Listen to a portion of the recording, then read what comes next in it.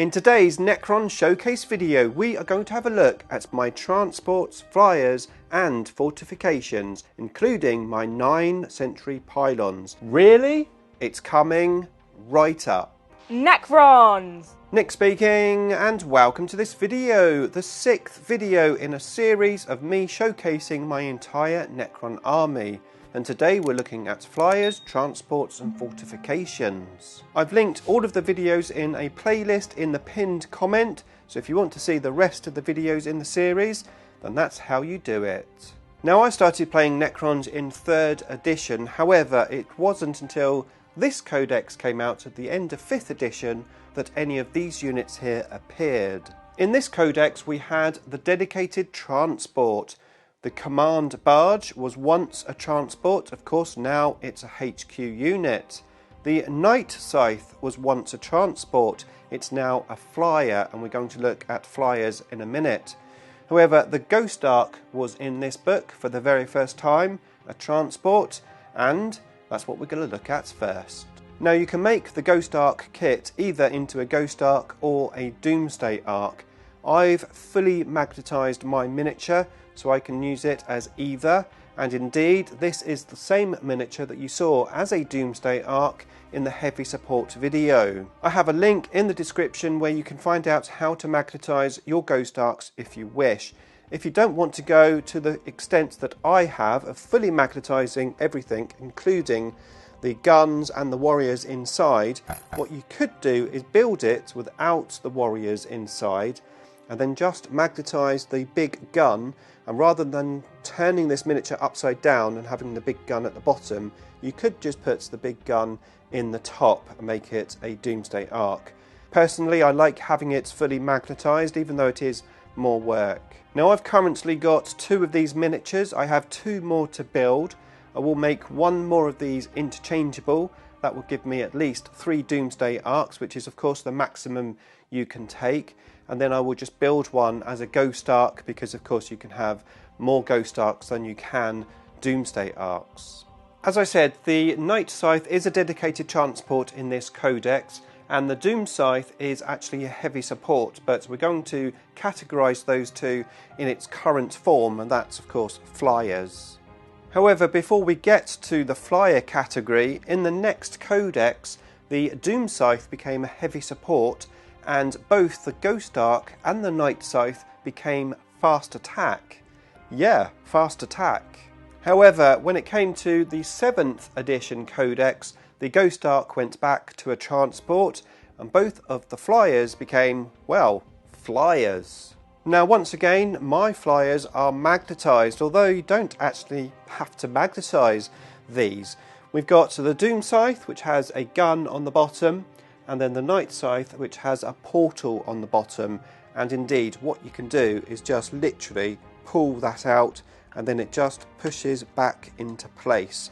However, I did magnetise the weapons, and the reason I did that is when I started playing you could have vehicle damage results, and one of those would be weapon destroyed.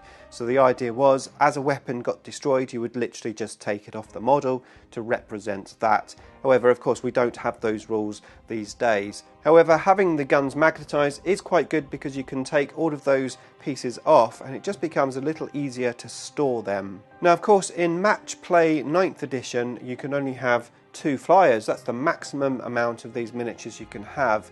But before that, we could take as many flyers as we liked. Actually, there was a whole army list called the Flying Circus, and I was aiming to make one of those lists. I didn't end up getting there, I didn't end up playing it. 3 Doom Scythes had a fantastic stratagem that you could use. I never played it because I didn't have all the miniatures, but I have collected some more miniatures. Actually, I was given them by a very kind subscriber. I just haven't got around to getting them sorted and matching my army, so I haven't put them on the table, but we will take a quick look at them. Now, these 2 are built as Night Scythes, and this one's built as a Doom Scythe, although the gun has broken off. They need some serious TLC. These 2 are very badly painted, really thick paint. I need to strip them, repair them and repaint them. This one I do actually like the paint scheme. I'm not sure whether I'm going to keep that scheme or not, but either way they all need some TLC. Now of course we can only use 2 flyers in 9th edition, well in match play anyway, so I haven't been in a rush to actually get these guys done, but I will do them. They're on the waiting list and well, one day I'll get them done. Okay, so back to 7th edition and let's talk about these. What are these all about? Well, in 7th edition, these were supposed to be my sentry pylons, and you could have 3 units of 3, so 9 pylons in total. I'm not sure what slot they came under in 7th edition, but I noticed in 9th edition, actually I noticed when I was doing this video, that these are now fortifications, and that brings us nicely on to fortifications for this video. Now of course these are not the actual Forge World pylon miniatures. These are made from MDF and they are from TT Combat, and these were really cheap. It was £6 I believe for 2 miniatures, and that's why I went a bit crazy and I got 9, which was the maximum you could take, and I actually made a list with just pylons. I had the sentry pylons and the Gauss pylons and just 1 HQ, which was of course mandatory. There is actually a battle report with me playing these pylons. If you're interested, I'll link it up in the description below. I also made a painting tutorial on how I painted these MDF pieces up, and I'll link that video also in the description below. Now 9th edition also brought us a new Necron Fortification, a really awesome looking unit and a really bad unit to play. Yeah, the rules are rubbish, but the models are super cool. The Convergence of Dominion is the name of these very cool miniatures. I love these. I wish I could play them on the table more than I do. I have forced myself to play them.